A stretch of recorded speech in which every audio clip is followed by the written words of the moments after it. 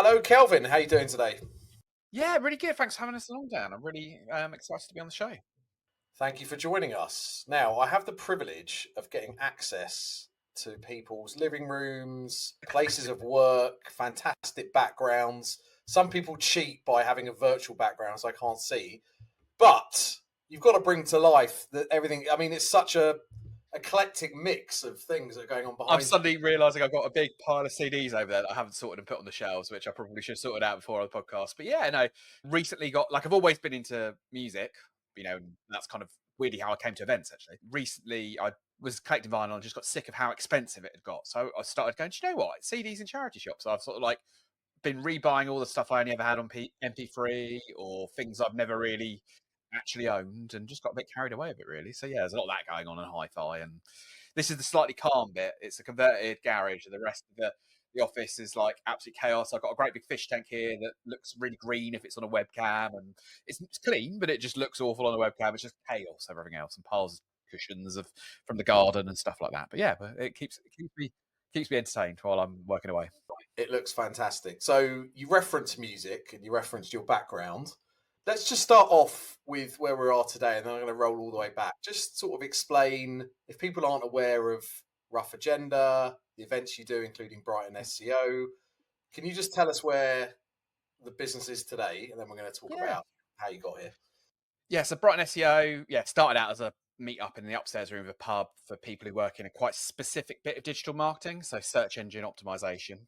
And now it's 3 times a year, twice in the UK, 4,000 attendees each time we run it in the UK. And we've just recently launched an event in San Diego. So it's a convex, very content driven.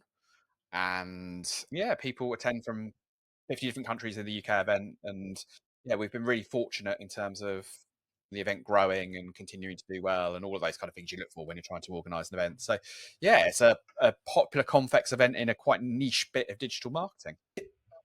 Kelvin, I just want to take you back. You just Mm. mentioned the business started with a conversation in a pub, which we're going to get to in a minute.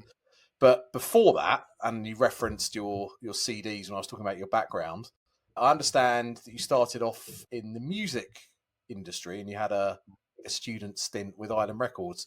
Always interested to know sort of the line from when people sort of first started out their careers to what they're doing today. So if you can sort of bring that to life. Yeah. Yeah, so I was very involved in student radio at university, and like the music industry stuff sort of came from that. So Island Records had like a scheme where they'd have reps at different universities. So I was kind of the Sussex University one for the year that they did that I was there. And yeah, we do things like recommend bands that we thought that they should sign, and we do things like, okay, here's a copy of a CD that you should promote. And it weirdly ended up promoting or facilitating, that's maybe the better way of putting it, a few different events. So Amy Winehouse came and played in the student union of my university while I was there, which I sort of like made a bit of an introduction that made that happen. Not really, none of the credit for that. They were kind of like, can you put in a bit of a word for one of she's doing a kind of like unplugged things in various university bars. And I kind of forwarded an email, and that's about the extent of my claim to fame on that. But yeah, it sort of was interesting to sort of, have this early involvement in events and seeing the kind of impact that people coming together can have. Yeah, so it's interesting. So that was your sort of first experience of events, and I guess what you thought they could do. So sort of take it up to that conversation in the pub. What were the years in between, and then how did Mm. Rough Agenda and Brighton SEO evolve and launch? Yeah, so I got my first job out of university, working for a magazine publisher, so EMAP. So I was in the consumer publishing bit of that, working on the various different magazines there. So most of them, well, all of them are folded. I think the ones that are involved in, but it was like Arena magazine, did some stuff for. I'm slightly embarrassed to say Zoo magazine, but also there was Kerrang and Mojo and FHM and all of that sort of were happening around us as well. So not involved in events there directly, but got involved in their website. So at that point in time, not many of the journalists really wanted to write for the websites. They would, but were all about the print edition. And yeah, so started writing for their websites, kind of volunteering to do that, and then sort of discovered SEO. It's kind of like, well, how can I get my articles that I'm writing on these websites, on Zoo it was at the time, how can I get them to get a bit more traffic? Discovered SEO, discovered that Brighton, which was where I was living and commuting into London, had a real big scene for agencies and firms working in search. It's like, do you know what? I can stop commuting. I can do this kind of like a bit more marketing thing that was a bit more creative, because essentially my job there, albeit I was doing writing, that wasn't what I was employed for. I was employed to do admin, right? So to kind of like do some spreadsheets and do this sort of stuff. And yeah, discovered SEO. So yeah, joined a firm, site visibility, and yeah, like progressed through that, working on search marketing projects. And that's how I came to organize an SEO event. So rather than being an event organizer who sort of identified SEO as an opportunity, it's like I was an SEO, got together a few people I knew in the industry, put a projector up on the wall in a pub, and went, okay, this is good. Next time we'll book somewhere a bit bigger. And just sort of like each time the event got a bit better and we learned from what we'd done before, and yeah, like found our way into it becoming a business. Sure. Interesting. So, you had the experience of events. You mentioned the Amy Winehouse thing. Then you had the experience of the industry that you were working in. You sort of married the two together. So let's talk about that conversation at a pub, which is on your website as well as part of the history of the business. Was it just like a meeting of sort of minds with some mates? How did it manifest itself? Yeah, so I mean, there've been a few sort of informal meetups. Ironically, it sort of started as a hashtag on Twitter. So Twitter's very like, we're very entwined with Twitter as a kind of like, we grew as Twitter did to a certain extent. And yeah, it was kind of for people who were working in search, so SEO marketers who lived in Brighton. We're like, do you know what, we should all meet up in the pub. There've been a few sort of informal ones had occurred, and I went, do you know what, I'll organise the next one, and we'll get a projector, and then we'll get some people to do some talks. And that means we go down the pub at lunchtime rather than wait till after work. And then we did that first one. We had room for, I don't know, 20, 30 people. And then it was standing room only. So they went, okay, I'll book a bigger room next time round. But somewhere for 100 and 120 people showed up. And then we're like, you know what, maybe there's a bit of a thing here. So we then moved to a 300 seater, 500 seater, 1,000 seater. And before we knew it, yeah, it was me working on it full time with a team of, yeah, dozens of freelancers and, a few members of staff. Yeah, putting events on where people come from 50 different countries. It's sort of, I'm confident, and we did well and learnt from what we were doing, but it wasn't necessarily one where we went in with a kind of, we're going to build an event. It's like we found something that worked and then just ran with it. Yeah. Yeah, it's interesting because I obviously speak to lots of people on here that, they had an intention to build an event business, right? And they had an intention to build it, get it to a certain size and exit. So that was what they wanted to do. Others like yourself, my words, sort of stumbled into it, or they were doing something in an industry and then they didn't think there was then they met up some other people and they thought there was a demand. Should we do this? Looking back, and I think it's been about 15. It was about 15 years ago when you started it. 15 years in February. Yeah, 15 years in February. Could you ever have sort of anticipated it would have grown to become what is now the world's largest search marketing conference? Yeah, I mean, I think that we certainly had ambitions, and I felt that we could do it in a different way to what some of the other events had before. Because there's a few bits like about ours, so we give away a lot of free tickets that kind of allow it to, be very big, and it's kind of got an interesting business model, and I'm kind of interested in business models as well. So yeah, certainly maybe not when we're doing those first few events, but kind of as we got into the bigger events and as I kind of flipped it from being like a little side project to working on it full time, I was certainly ambitious that we could, you know, do so well in it. But yeah, I think it's one where we've we've never been afraid to try and take the next leap and do bigger things, and that's always been sort of in our kind of mentality. That I think there are a lot of events in our space that maybe are spun out of agencies like we were originally, and they sort of get to a point where they sort of, not stagnate is a critical word, I don't mean it like that, I mean they kind of reach a point where they're achieving what it was that they wanted to do, and like they sort of stay there. Whereas I think we've always been, well, how do we make it bigger, how do we make it better, how do we improve each time round? And that's kind of key to how we approach it, really. So people will often come to me after the event and say, how are you relaxing after the event? It's like, no, this has been the most intense week because we've been compiling all the things we don't think we did as well as we could have done. And like that's very much the way that we approach every post event, which is like, okay, list everything we did like that could have been better, and then work for a way of doing that. And doing that again on a 6-monthly cycle, we didn't go into it with a kind of plan that we should do events every 6 months. But I do think in a weird way, that's had quite a profound impact on our approach, because we're always straight into the next event.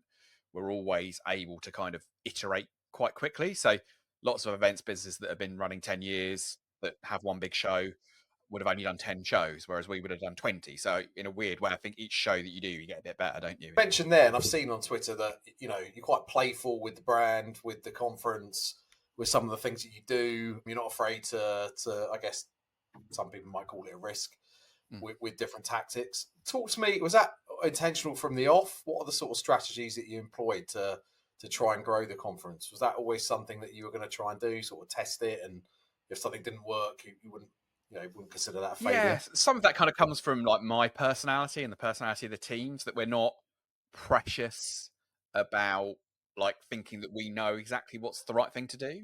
So often we'll do things like we'll ask, you know, when we were choosing to go into the States, like I think some companies would be very protective about deciding which city they're going to go to and all that kind of, or even that they were going to do it. Whereas for us, for a long time, we do things like ask people, well, which cities do you think we should be in? Of these 4 cities, which do you think would be the best? Of these dates, which do you think, would be the best dates that we could be doing it? And, for me, that's actually quite, what's the word, sort of freeing, because I think sometimes there's kind of an expectation that if you're running a business or you're a person in a business, you should know exactly what to do. And it's like, I don't, right? I'm just finding my way through it a lot of the time. And like, we're very fortunate that we've got this feedback loop because we came up as kind of a social media event. That's how we promoted ourselves. It just felt very natural for us to ask our audience, how should we be doing it? What should we be doing? Which of these 2 different t-shirt designs is the best one? We don't need to do that in private. That's not like a secret bit of commercial, intelligence that's going to break us to share. So that's just always been our kind of approach, really, which is like, well, and it's really good because it allows our audience to feel invested. So they feel that that you've asked them, that you care about their opinion. And then when you respond to that, you're then kind of, the event is being a better event, even if it's kind of quite a small thing. And often we'll have a good idea.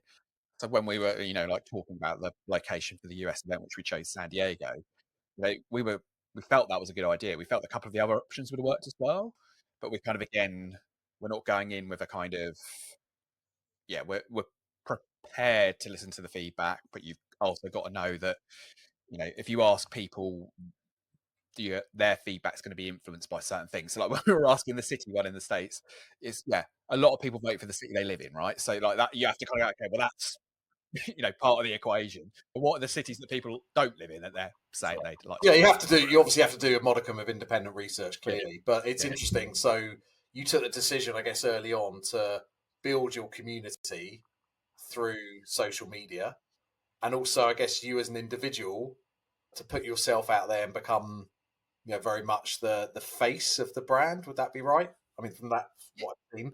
Yeah. I mean, initially, all the emails sort of came from me. Like were written from my perspective, even if they were being written by the team. I'm with a multi-stage format, but we have one very large stage that sits around like 2,000 people. I moderate that stage. I shoot t-shirts out of a t-shirt cannon on that stage. I dress up in stupid outfits and not explain them on that stage. So there's a degree of awkwardness. Maybe that's a slightly silly, over the top, fussy way of saying it. But yeah, like I felt like it's good for people to know who are the individuals behind an event. And there are some events where you have no idea who those people are, and that's fine. That's a decision that they've made. But I think there's been a general trend of people buying into people on social media and that type of thing. And yeah, like it's certainly in our early days, I very much felt that like I had to own that experience bit. Sure. Do you think any risks associated with that, or has it backfired in any way? Like, give us an example, maybe. Yeah, I mean, I think that like certainly from like I have at times struggled a bit kind of separating Brighton SEO and me, if that makes sense. So not necessarily a work-life balance bit in terms of time, but in terms of like I take feedback about like if we do something that like the Wi-Fi broke or something like that, or a particular speaker didn't land because people didn't like the topic and I'd chosen them. I'd sometimes have taken that a little bit more personally, and over time have been a bit more, well, me and it are 2 different things, if that makes sense. And I'm sure that's probably the same for lots of like founders or like MDs, but certainly, yeah, that is a definite downside to if you're like very personally invested in the brand and the brand is you, and that type of thing. That's always going to be a tension there. And I think I've got better with that over time. And as we become a business rather than just an event or just a kind of project, I've had to kind of go, well, that's something that needs to be separated. Sure. Community, a Mm. word that's thrown around a lot, sort of during COVID. There was a lot of talk about building communities, and it's all about community building now. We've got all these virtual tools, 365 models, all these sort of buzzwords. Obviously, you guys in Brighton SEO have done that really well. It's been a significant part of the event success. How have you gone about building that community? If someone's listening and they're in the sort Mm. of early stages, tell us about some of the tips, the tricks, the things you've tried that maybe didn't work, things that have been effective. Mm. Yeah, so we've not like got a community platform. We're not based off. We've not got a Slack, or we've not got a particular bespoke platform that lots of people would have on a community sense. So, like, we're certainly different in that sense, and we could have maybe in COVID like pivoted to that sort of approach, which we decided not to. So our community is less of a kind of, well, it's year round. It sits on a place on a website. It's more kind of this slightly more nebulous, but kind of it's about people feeling ownership of the event. And there's some practical bits around that. And that's kind of like accepting that you should be listening to the feedback, like we mentioned, but we also do other stuff like when we've selected the talks and we've got different tracks of different sizes. So we'll say, well, here are the groups of talks. Audience, can you tell us, or community, can you tell us which of these topics you're most interested in? And like that's good for me as an organizer because it like de-risks the danger of us kind of going, well, I thought this topic was really important, but it wasn't, and this one that I didn't think was important was more popular, and therefore that room's too busy. So it's good from that perspective, but it's also allowed our community to feel part of it. So it's again that kind of like being prepared to cede some control to the community to do them, and then other things like there are going to be, you know, fringe events that occur, meetups that occur that are nothing to do with us, and we kind of like we do a little bit of like, well, yeah, let's allow that, right? Because it's all just people having a good time around the event. And, some of those you'll want to bring in and make more official. Others you'll be kind of like, well, I'm very happy if someone's organizing a dinner for 40 people. And maybe I could like really dramatically try and make a few quid out of that. But like, actually, no, it's, something that the community is contributing and like allowing that sort of experience of them to create their own version around that. So yeah, I suppose what's the key takeaway is like a community doesn't have to mean that you've got something on your website that people are using 365 days a year. It's about people feeling bought into what you're organizing as much as it is kind of like a technological solution to that. Sure. And obviously the industry you serve has changed dramatically. Search engine optimization, what it was 20 years ago, completely different than it is today. Events have obviously evolved. I guess the demographic of people that are coming to your events naturally, because they've got older, has evolved, and you've got younger people coming in, and what they demand and what they want from an event has changed. Have you managed to adapt to that? Because it's easy, right? I guess you saw there was a gap in the market because maybe the agencies who were doing these events weren't doing them the way that you thought we should do them. But then someone else can actually, if you're not on your toes, someone else can take your market, right? Yeah. I mean, lots of people when they come to our events say they feel the audience is younger than they might have expected. And some of that is like deliberate on our part because we know that if people are coming to our event, developing a habit of attending, that's really good for us in the future. And we do some of that in our kind of our business model and ticketing approach, right? So, by having things like the ballot where we like distribute, thousands of tickets free of charge to the event, which are single day tickets, but if someone wants to go for 2 days or they want to guarantee the ticket, they can pay for it. Having that allows us to kind of bring through talent who and attendees who form a habit of it being the event. So that's definitely part of it as well. And again, when we're programming our content, so we're very content driven, so we're not like a trade show where we just have a couple of tiny little stands. It's like a conference where the trade show works, which not all conferences trade shows do work.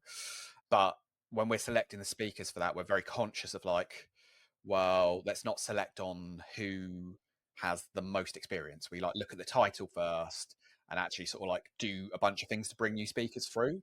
So like we offer speaker training, we offer mentoring, we have a WhatsApp group for all the speakers. So they're helping each other out and forming a kind of social network of sorts off the back of being a speaker. And you have these kind of cohorts of speakers. And again, that's really good for kind of bringing people through and making them feel invested. And then when they get their job and are promoted to the heads of departments, if their first ever conference was ours, they came to a training event, that's how they learn SEO. That was the first place they met other people in SEO. That was important. But also some of it's like programming. So we've seen a real shift like post COVID, where early days of the event, the party was a big part of it. So there were people coming to the event like literally just for the parties, like the conference was sort of an aside.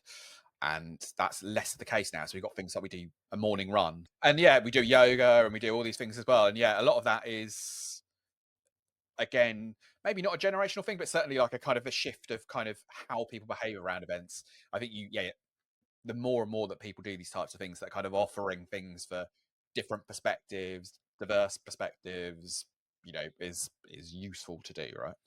Yeah. Okay. And you mentioned that you took the event to San Diego, I think last year. Is that right? It was the first edition last November. Tell us about that journey. Again, speak to lots of people who, some of them say it's geo-cloning.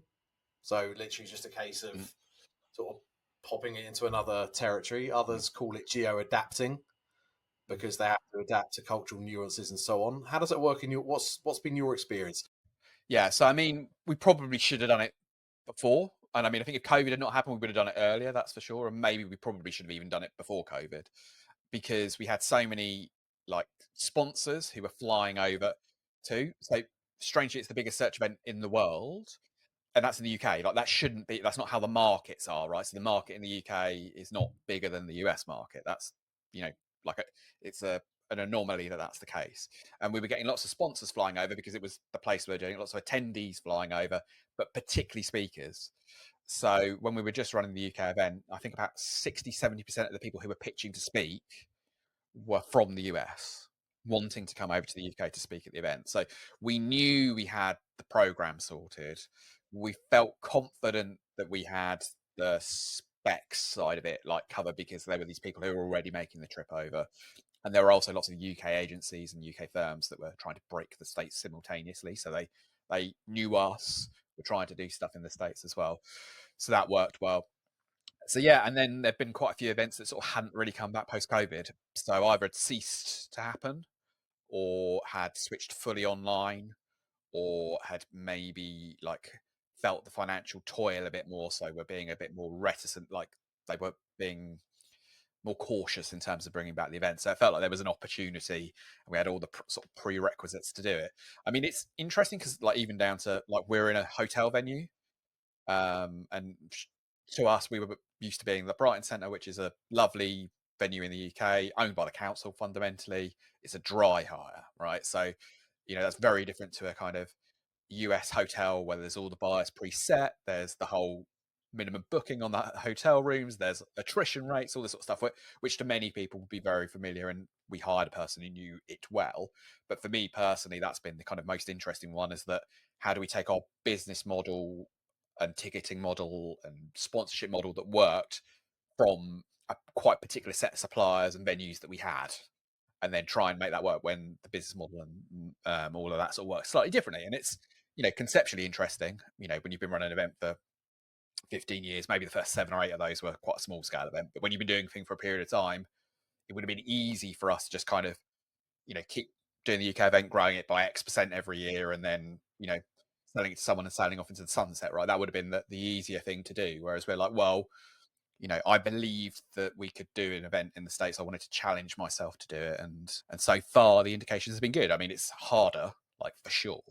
I think the potential. In what way have you found it Well, harder? I mean, so we're based in the UK. We're doing an event on the West Coast. So time zones are a challenge. Everything's more expensive than you think it's going to be. Even when you think it's going to be expensive, it's still more than it is. There's, like, it's easy to forget how easy it is for people in Europe to just nip places. So it's like, we've got, I don't know, hundreds of people coming to the UK event from the Netherlands, and it's because it's not hard. They can do it on a single night.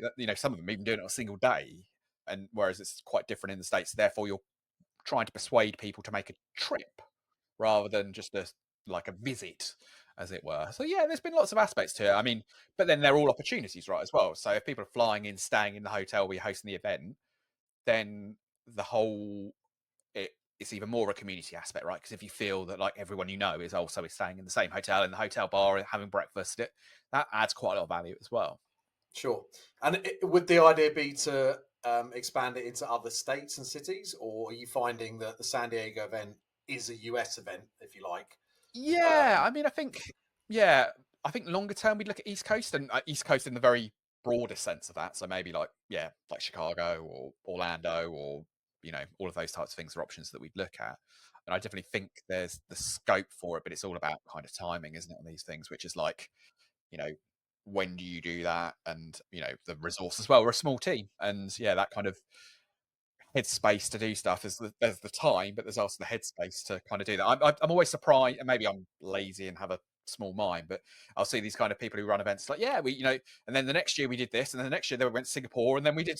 I'm like, how do you keep that all in your mind? I've kind of got too, like, my head's too busy as it is with the stuff that we're doing. So I don't know quite how. Well, I people do guess it's that. So, about hiring teams, taking on yeah, investment. It's a different model as well, I guess. yeah. Lots of talk at the moment, Kelvin, about attendees, signing up late, registering late, and different tactics to try and overcome that. Did you see that in the US event compared to the UK? Is that something that's been a challenge with your event generally, and how have you sought to? Yeah, I mean, we've got some weird foibles to our signing up. So we do a ballot for the free tickets. So we'll do that. So we've as we're recording this, we've just done the ballot for our October event. So like 5 months out, and that's where we do the majority of our free to attend tickets. So we use that time limitedness. So when we were starting, we did that because we were selling out in like 2 minutes, and then we put it and crashed the ticketing platforms. We're like, okay, well, we'll open a window for 48 hours. Anyone can apply in those 48 hours, and then we'll select the people from that. So that's maybe helpful because people have had to like commit to it early, and we've like conditioned our audience to make that decision early. But then we also have the pay for ones, and they do kind of run through that pattern. We've not seen a dramatic shift like pre-COVID to post-COVID in terms of bookings, but it is still significant, right? So we do about 50% of our ticket sales in the last month. And, like, I don't think that's a mega unusual pattern, but like, if I was doing, I know people who run events where it's like 90% ticket revenue. It's like that. I could not handle that level of stress, right? Of knowing that like you just don't know until like you're not broken even till a month or two before the event or whatever. It's like, yeah, that's scary. But I think maybe it's about creating a sense of fear of missing out and that sort of type of thing. That's like, again, been, us having those sellouts, having the ballots, like to say to, I don't know, a couple of thousand people, yeah, you can't come unless you buy a ticket now, it just sort of shifts the dynamic, I think, where it's almost like people should want to come to your event. And like, I think sometimes it's easy to be sort of like feeling a bit beggy and feeling confident to go, well, if they don't come, they're the ones who are going to miss out. And then again, reflecting that in your marketing. So much of what we're trying to do when we're at the event is create a fear of missing out, right? So it's like, how do we get the people who decided not to attend to regret it? And that's kind of like a lot of how I sort of brief the marketing and social media teams. Is like, how do you make it look so the people that have never been go, I wish I'd been, I wish I could go. And then, a similar kind of like the people who decided not to that time to like regret it. And yeah, it's easier said than done, but I think we felt like that's probably maybe put us in good stead, right? Which is that kind of like, and maybe that's again the location, the venue. It's not like we're just at Excel. We go, do you know what? Next year we're just going to add an extra hall on and just do that every year. And it just like, the kind of necessity of being in a limited venue that we can't get bigger means that we approach it in a slightly different way. Yeah, makes sense. It would be remiss of me not to discuss sort of the role of tech and specifically AI and how that's evolved in Yeah. business. Give us your experience, how specifically on AI, how you're using it at the moment, the benefits, the challenges, what you think the future. Yeah. Well, I mean, on one level, AI is hugely like powerful to us because it's obviously affecting search so much, right? So like Google, like, at the moment rolling out like AI answers to their questions, and because a lot of what our attendees are doing is trying to like perform well on search engines, it's been a huge content area for us for a fairly long period of time, and only more so. So like basically every talk I've had pitched for the next two events we've got, like it has, how to do X with AI, right? That's like the nature of a lot of what like our programming is at the moment. In terms of us and our operational side of things, I mean, it's certainly kind of, we're using it as a tool to simplify some of the things we're doing, so that we might put in a feedback form and get that as a response to that. We might, if I'm producing a podcast, I might kind of go, here are the bios of a couple of people that we're doing, can you suggest some questions? And that, like, they're probably not immediately any good, but it's allowing me to sort of like skip that procrastination stage of things. So yeah, I see it very much as a tool. I'm probably like not skeptical, but like I think yeah, it's going to be impactful in lots of different ways. But I think it's just going to be tools that people use to do their job a little bit better. And I'm sure and there's lots of ways in the AI that the events industry that it will just allow us what are the things we're doing at the moment that take a chunk of time and are laborious, and either we don't do them, or we like put them off, or someone has a horrible job doing them, and it's those kind of repetitive aspects that I think potentially are going to be like most impacted. Sure. I know you said previously as well, and I've read that you have used ChatGPT specifically to summarize attendee feedback. And then off the back of that, it sort of makes suggestions for the future. Yeah. I mean, I think that, yeah, you can do things like that where it's like, well, if you're, and it's not kind of being super intelligent in what it's doing, the tool there, but like if you've got a feedback form and loads of people had a terrible time with the event app, right? It kind of goes, yeah, okay, it identifies that, and then would say that the feedback found that like the event app wasn't sufficient. So that you probably know that anyway, because that's the type of thing that you would get the immediate feedback from. But it's again finding these kind of like patterns in the data, and if you've got 1,000 responses, someone currently is sitting there and reading through all of that, and then spending a long time formatting a document off the back of that. And like a lot of the time, it's about these things that how do you take something that would have taken you half an hour and do it in 10 minutes instead, or something that like you still spend an hour on it, but the hour is spent less on the kind of like getting it to look right. Things like, okay, I'll write a really quick blog post and then use a tool like that to improve, like remove the repetition, because that's a thing I'm really bad for when I'm writing. The content's fundamentally good, but I'll use the word feedback 4 times in one paragraph, and then kind of go, oh, well, okay, well, let's like, yeah, find the synonyms for that. And it's those types of bits and pieces where I've still done the thinking, but then the stuff that either I wouldn't do and I put out and it would be substandard or ship onto someone else to do, I can kind of, yeah, make use of a tool to help on that front. Kelvin, just turning to yourself personally, obviously it's been a journey of exploration, discovery over the last sort of 14, 15 years.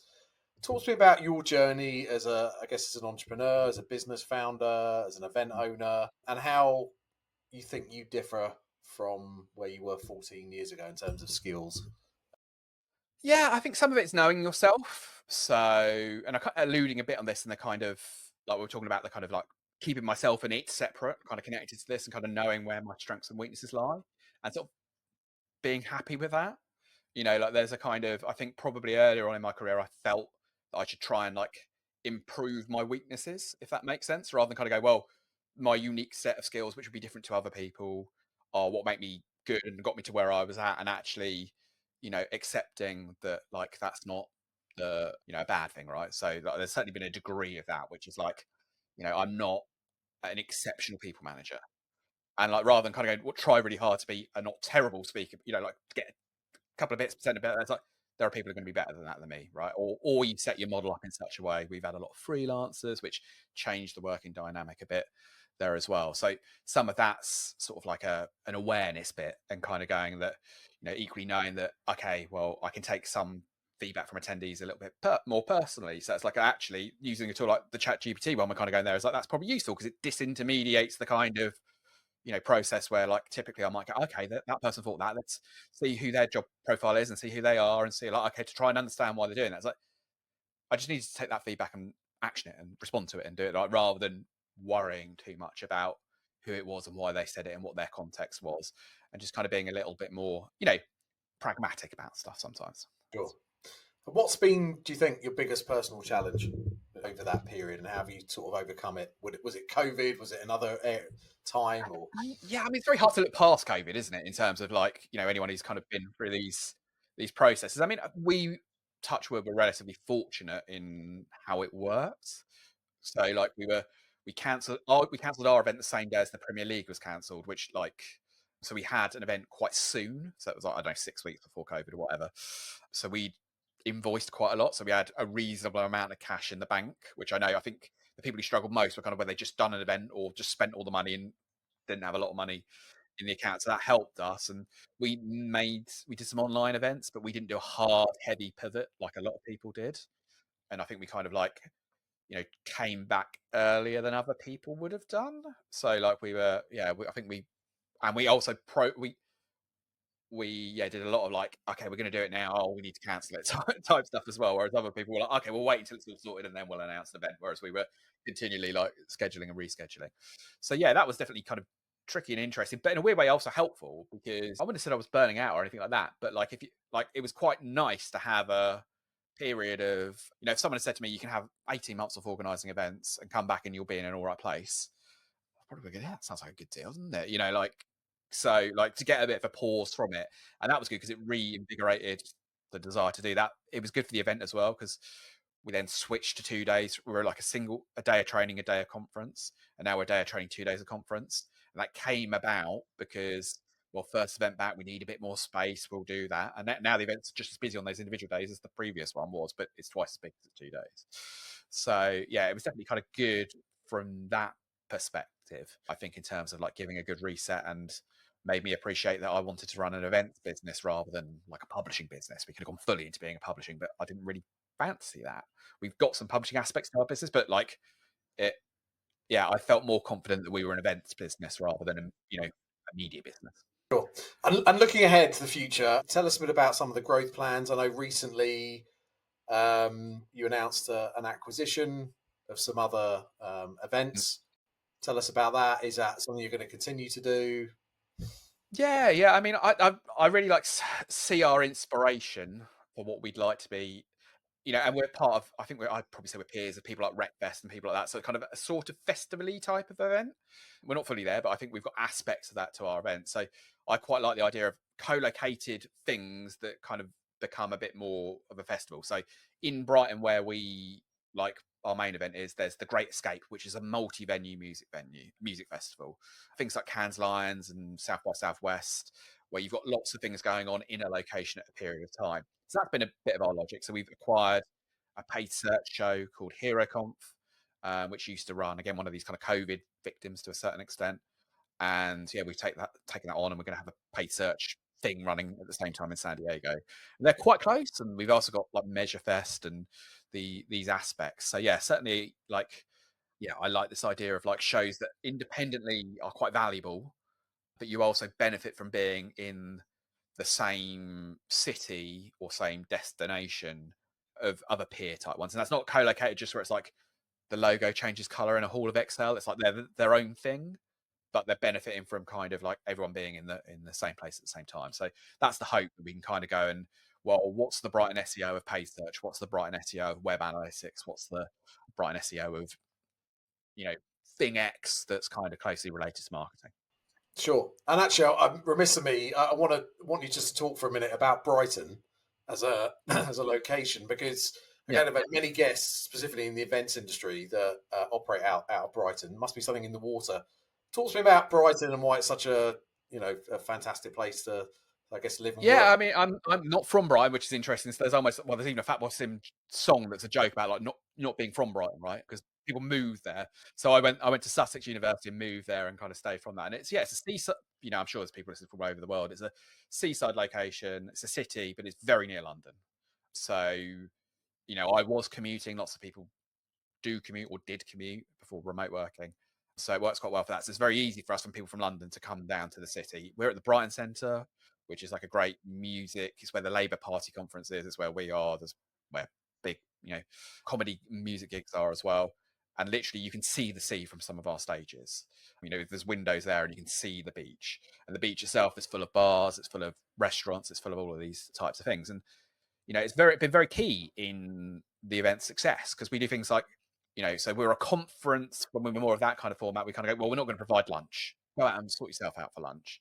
And then people go out, they organise their group lunches. They take a team out. If they're a company, they take their clients out. They arrange their meetup for, people who are interested in news, SEO, or whatever it is, and go and have a lunch on these ones. And yeah, that's really nice, because it's then a bit more of a memorable experience. Because I've done it where I've gone to cities, been to a conference, never left the conference venue, stayed in chain hotel, and then afterwards, 2 years later, 3 years later, people go, "Oh, so have you ever been to, you know, this city?" And you're like, "Yeah." And they're like, "So what's it like?" And you're like, "I have no idea." So like, yeah, like I think, and that was again when choosing in San Diego. San Diego is different, but it's again like a place that's distinctive, and yeah, that's got like a water side or seaside sort of feel to it. So yeah, I'm a kind of advocate. I don't live in Brighton. I live along the coast in Worthing, which is kind of like an offshoot there, but it's on the water. It's by the beach. There's a pier. It's like there's a reason why these places have been popular for holidays and people to live for, you know, centuries. And you know, I think sometimes events could lean into that a little bit more. Sure. A final question, Kelvin. What's been your most sort of memorable moment or experience throughout this whole journey? I mean, yeah, there's one I often mention, but actually is like a kind of prime example of the way in which Brighton SEO sort of operates. Is so we have a event WhatsApp group for the staff who are like on site stage managers, all that kind of thing, and I'm moderating. So one of the downsides to how I've previously been is that I'm tied to a stage; I can never leave it, and there's all this stuff going on. And like, I just got a message whilst I was about to go up and introduce my stage. There's been an incident with a dinosaur. Like, what? Sorry. And like, well, we hired one of these kind of dinosaur puppet things that are realistic, and one of them had scared someone, and he had a bit of a kind of like argument with a member of staff and all this kind of thing. And so it was all resolved, all absolutely fine, and my team did an amazing job of it. But yeah, that kind of really illustrates what was one. You know, people go, "What's one of the most stressful times you've done it?" It's like, well, when I was about to introduce someone on stage, and someone was having an argument with a guy in a dinosaur suit, we didn't know how it was going to materialize. It's like, you know, that's the very Brighton SEO challenge. Is this kind of like, you know, how do you like you come up with these bonkers ideas and then don't necessarily think about like the consequences of how they might go through. But that one was all resolved in a very nice way. Kelvin, thank you so much for your time today. It's been a fascinating insight into the growth story and the success story of Brighton SEO and your other events. And yeah, I want to say thank you to you, Dan, as well, because like I'm a big fan of the show, and you do a really good job in terms of like bringing. Like I've really enjoyed speaking to you today, but also in the show in general, I'm a huge fan of, and like thanks so much for organising it because it's been a huge value to me, and I'm sure for many of your listeners as well. Thank you very much. We wish you the best of luck for. So you got the event in October in Brighton, and then you've got the next edition of the US event in San Diego in November. So we wish you all the best with those.